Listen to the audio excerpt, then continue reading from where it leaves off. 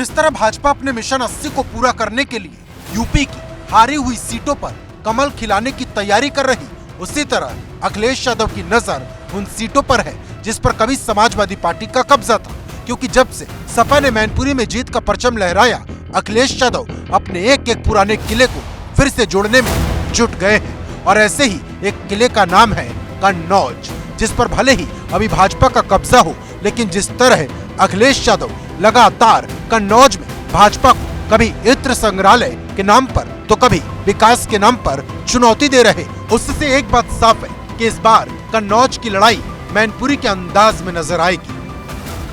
कन्नौज का विकास भारतीय जनता पार्टी ने रोका है और कन्नौज की जनता पुनः विकास से जुड़ना चाहती है और माता के दरबार में इसीलिए आया हूँ कि माँ से कामना करता हूँ कि कन्नौज का विकास तेजी से बढ़ाए।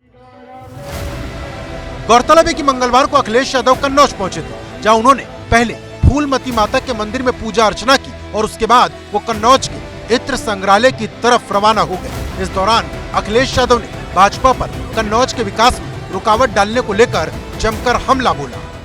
कन्नौज कोई समाजवादियों का क्षेत्र आज का नहीं है। डॉक्टर राम मनोहर, नेताजी, मैं खुद, डिम्पल यादव, यहाँ की जनता ने चुना है और जितना विकास आपको दिखाई दे रहा है ये समाजवादियों की देन है। अपनी सरकार जाते जाते आखिरी में एक वहाँ के ऊपर परफ्यूम पार्क की घोषणा मात्र की थी और उसके ऊपर ना तो कोई उसमें बजट दिया था, ना ही कोई उसकी योजना ही इन्होंने बनाई थी। लेकिन हमारी सरकार आने के बाद में हम लोगों ने उसमें उसको सबसे पहले उसका नाम शुद्ध करते हुए उसको इत्र पार्क रखा, चूँकि कन्नौज की पहचान इत्र से है। इत्र पार्क के वो लेकर वहाँ के ऊपर ज़मीन एक्वायर की गई है और उसका आवंटन होने जा रहा है। उसमें पूरी उसके जो भी नियम का जो है वो भी सब उसके हम लोगों ने बन गए हैं।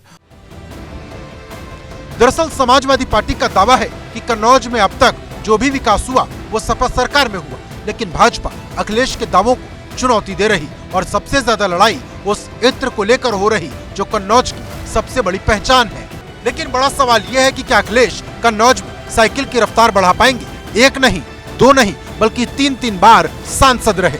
मतलब वो कन्नौज के मिजाज को अच्छी तरह समझते हैं और जिस तरह से वो लगातार कन्नौज पहुंच रहे, उसे देख सूत्र बताते हैं कि अखिलेश कन्नौज से लोकसभा का चुनाव लड़ सकते हैं, क्योंकि उनकी पत्नी डिम्पल यादव 2019 में कन्नौज से चुनाव लड़ी थी, जिन्हें भाजपा के सुब्रत पाठक ने हरा दिया था। लेकिन जिस तरह से डिम्पल ने मैनपुरी उपचुनाव में जीत हासिल की, उससे सवाल बड़ा हो गया कि अगर डिम्पल मैनपुरी से चुनाव लड़ेंगी तो कन्नौज से कौन चुनाव लड़ेगा? क्योंकि अगर अखिलेश कन्नौज से चुनाव लड़ते हैं तो ये लड़ाई भाजपा के लिए भी मुश्किल हो जाएगी, क्योंकि भाजपा को जहां दिल्ली में हैट्रिक लगाने के लिए अपने मिशन 80 को पूरा करना है, तो सपा 5 के स्कोर से आगे बढ़कर दहाई तक पहुंचना चाहती है।